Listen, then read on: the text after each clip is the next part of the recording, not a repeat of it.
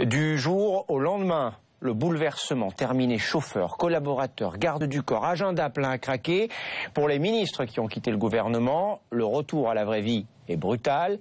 Dépendance au pouvoir, manque de repères, mais aussi redécouverte salvatrice de petits plaisirs simples. Voici comment Marie-Arlette Carlotti, François Lamy et Philippe Martin ont vécu le changement. Ministre, la vie d'après, reportage de Fabrice Babin, Thibaut Dupont, Elsa Giroux, Mathias Tesson avec Héloïse Palivoda. Marie-Arlette Carlotti n'est plus ministre depuis 3 semaines. Comment allez-vous? Ça va? Oui, bon, moi ça pourrait aller mieux, mais ça va.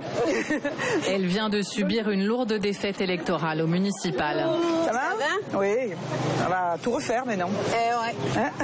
À bientôt. Elle retrouve son équipe de campagne pour un débriefing. Ce que je souhaitais, c'est qu'on puisse à un moment donné faire le bilan entre nous, entre socialistes, et qu'on puisse savoir qu'est-ce qui nous est arrivé, quoi. La défaite pour le Parti socialiste est lourde. On a perdu au Havre, à Béziers, c'est un vrai carnage.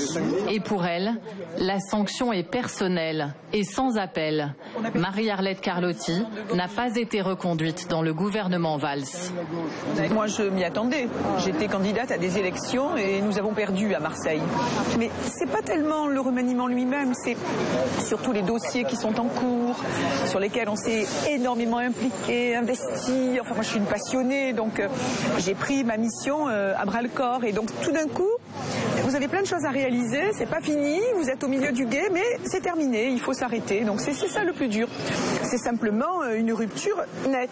Voilà, tout d'un coup, on se lève et on fait des cartons. C'est désormais une nouvelle vie, après 2 ans passés au cœur du pouvoir. Bonjour messieurs. Alors, je vais m'acheter un petit journal. Plus d'officiers de sécurité, plus de voitures de fonction. Ah ben, ce qui change, c'est que vous vous attendez devant une voiture, personne vous ouvre la porte. Vous prenez un billet de train, mais c'est à vous à le prendre. Hein, et du coup, vous êtes un peu maladroite quand vous appuyez sur la machine. Vous attendez dans les aéroports comme tout le monde. Vous allez dans une terrasse de bar. Voilà, vous vous retrouvez avec des amis. Vous n'avez pas l'officier de sécurité qui est juste derrière, en train de vous protéger. Voilà.